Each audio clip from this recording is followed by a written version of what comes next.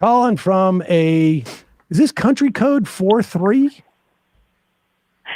Oh my God, is that me? Yes, it's you. It's the country code Austria. Oh my God, I've been calling in for a while. So I wanted to bring sort of a European perspective into it. The European perspective on David Pakman?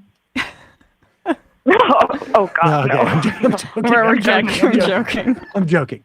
All right. So wait, what's your name and where are you calling from? Oh, my name is Sophie, and I'm from Austria, Vienna. Okay, so first, I should probably, in case someone ever finds this call when I apply somewhere, say that it's awful when people get hurt, and I, in the strongest terms, condemn the IDF, as I think we all should. Okay. So I've been kind of pretty alone in my support for Gaza and Palestine. And Austria is a neutral country, so it's not part of NATO. It is part of the EU, but that's more of a social and economic thing. Right. But it's militarily neutral, and it's very proud of that, even though it's clearly not. And Austria's history is also that we were perpetrators of World War II, so we aligned with the Nazis. And so this sort of making it better, I'm blanking on the word, Wiedergutmachung, is sort of, I think, ingrained in us. And the thing is that Austria is an extremely racist country. You mean not even providing some reparations. Reparation. Okay.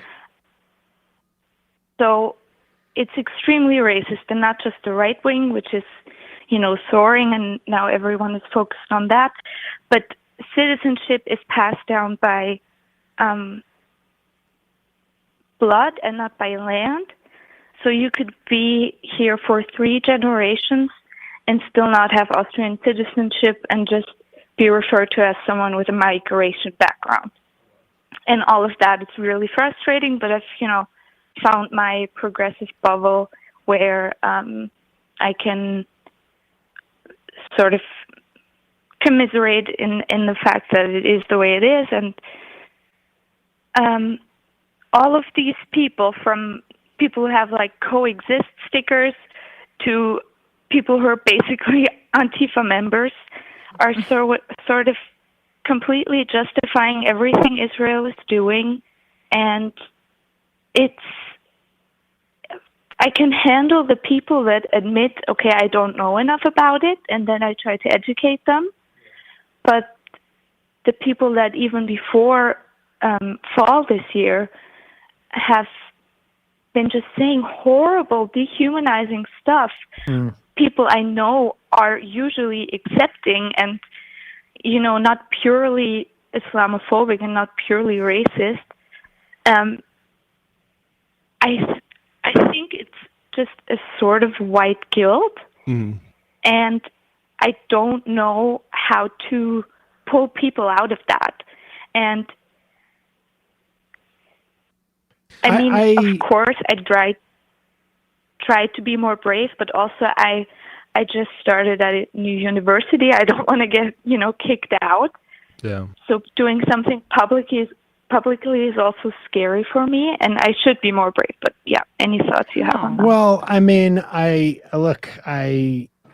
have no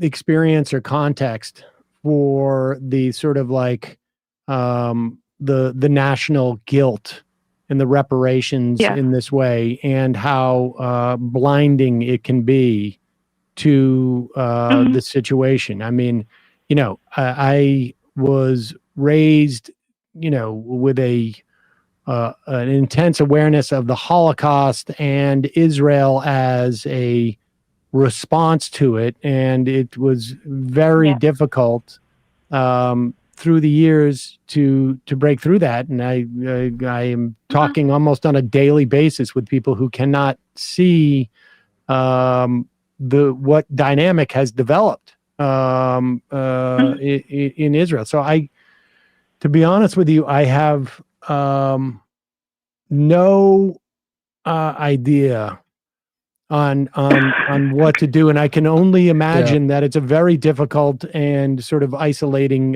perspective to have in your situation. Caller, I saw there's a piece by James Jackson, Novara Media, in 11th of December of last year.